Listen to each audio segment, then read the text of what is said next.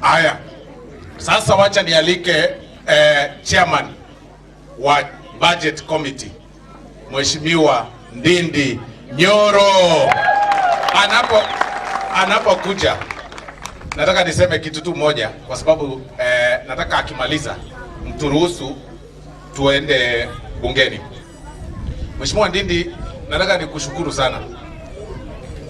About 2 weeks ago, huyu mheshimiwa alikuja kwetu kule Kisii.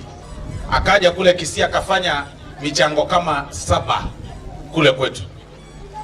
Akaenda the other time nikamuona pia Ukambani the another day. Tena akazunguka kule. Another time nikamuona Luo Nyanza. Akatembea kule kwa marafiki, kwa sababu anatengeneza urafiki.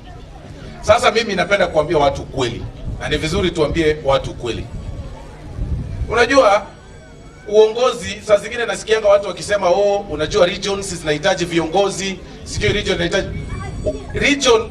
Kiongozi wa region lazima pia aheshimike na region zingine ili aweze kupendeka na region zingine zote.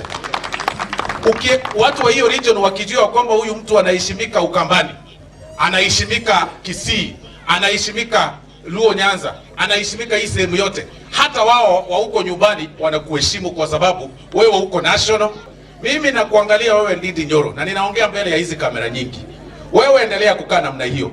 Tukiwa tumesimama vile tumesimama hivi, mnatuangalia vile tumesimama namna hii. Kesho kutwa utapata rais ametoka katika hii vile tumesimama namna hii, kwa sababu ya national outlook na roho safi. Na leo kwa sababu nimekusifu Ndindi, wewe kasirika mara moja, hii shule iishe kwa ile structure namna hii. Siwezi kukusifu bure namna hiyo, lazima hii shule iishe, na hawa kama hawezi kukusahau kabisa. Na ukipandisha tu juu kidogo, na mimi nitoa ile kidogo ya Wakisii, tuongeze hapo. Kwa hivyo namaanisha kama unakuwa rais, mimi ndio naibu wako, na hiyo ni lazima. Asante sana.